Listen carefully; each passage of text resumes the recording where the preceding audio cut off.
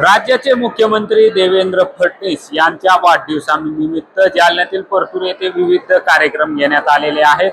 रक्तदान शिबिर असो यासह आरोग्य शिबिर देखील घेण्यात आलेले आहे. आपल्यासोबत स्वतः भाजपचे आमदार आहेत बबनराव लोणीकर. थेट त्यांच्याशीच बोलूया. भाऊ, काय सांगाल, आज राज्याच्या मुख्यमंत्र्याचा वाढदिवस आहे, कशा प्रकारचा साजरा करण्यात आला? राज्याचे मुख्यमंत्री देवेंद्रजी फडणवीस यांनी महाराष्ट्राची प्रगती केलेली आहे. वेगवेगळ्या टीव्ही चॅनलनं सर्वे केलेले आहे. जागतिक पातळीवरच्या संस्थेनं सर्वे केलेले आहे. उत्तर प्रदेशचे मुख्यमंत्री योगी आदित्यनाथ आणि महाराष्ट्राचे मुख्यमंत्री देवेंद्र फडणवीस, चंद्रबाबू नायडू देशातल्या मुख्यमंत्र्यामध्ये टॉप 10चं राज्य म्हणून महाराष्ट्राचा नंबर लागला आहे. महाराष्ट्रातल्या आत्महत्या करणाऱ्या शेतकऱ्यांना 56 लाख शेतकऱ्यांना 38,000 कोटी रुपयाचं कर्ज माफ केलेलं आहे. एक. नंबर 2, 10 वर्षाचं विजेचं बिल थकलेलं आहे, ते 48,000 कोटी रुपये माफ केलेले आहे. जालना जिल्ह्याला कर्जमाफीचा फायदा 21 कोटीचा झालेला आहे. जालना जिल्ह्याला महाराष्ट्रात जे विकासाचं काम केलेलं आहे, वीज, पाणी, रस्ते, कर्जमाफी, विजेचं बिल माफ, पुढचे 5 वर्ष मोफत वीज, अशा प्रकारची ही महत्त्वाकांक्षी योजना मुख्यमंत्र्यांनी राबवली.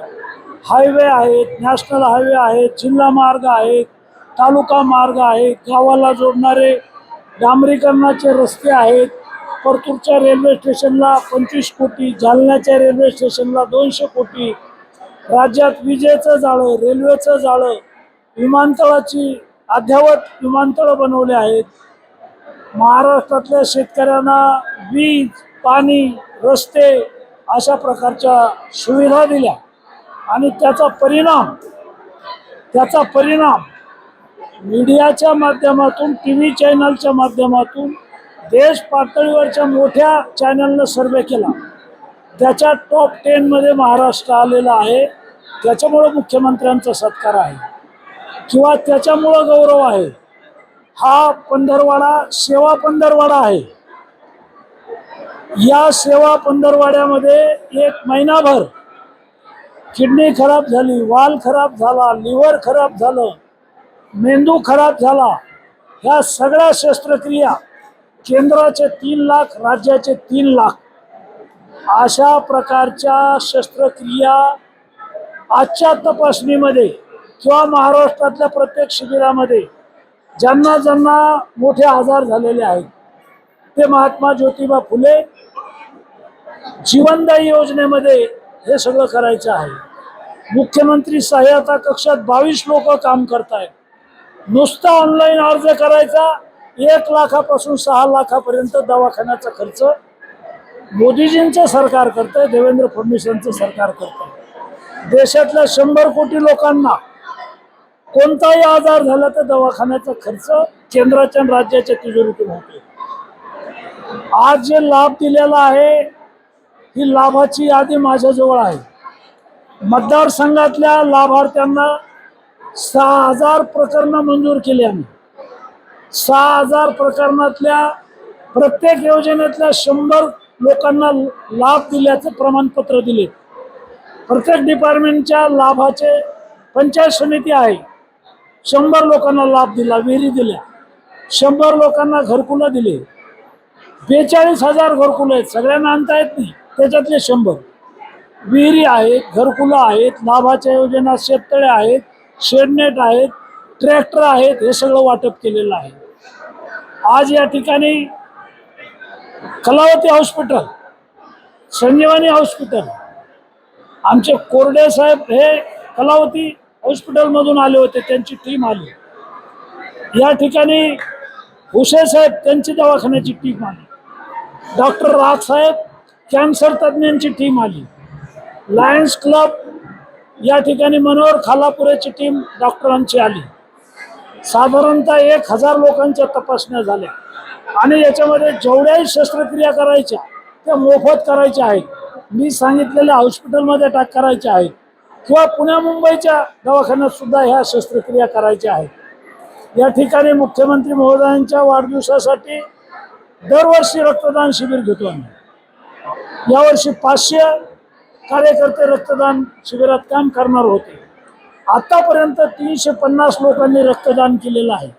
ही संख्या 500 पर्यंत न्यायची होती, ती संख्या 500 पर्यंत नेण्याचा आमचा प्रयत्न आहे. एकूण या मतदारसंघात गरीब लोक आहेत, झोपडपट्टीत राहतात, दलित वस्तीत राहतात, SC ST NT VJNT ह्या साऱ्या गरीब लोकांना गेल्या 6 महिन्यापासून आमचं काम चालू आहे. यांना मालकी हक्काचे प्रमाणपत्र द्यायचे. 11,500 लोकांना आता आम्ही मालकी हक्क देतोय, जे की 25 वर्ष 10 वर्ष हे लोक या घरात राहत होते, त्यांना मालकी हक्काचं प्रमाणपत्र मिळत नव्हतं.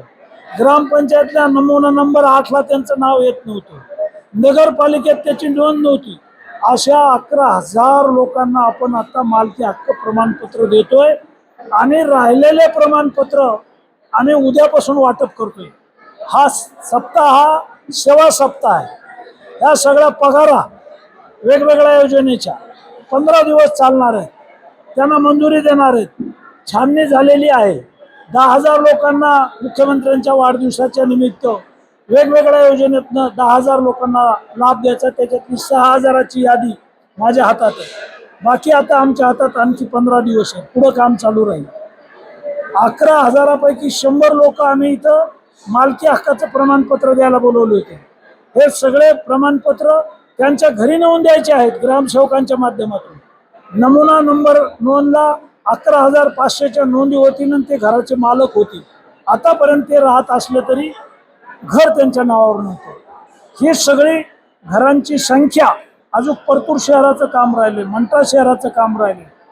20,000 लाभार्थ्यांना त्यांच्या घरी नेऊन हे प्रमाणपत्र वाटायचे आहे.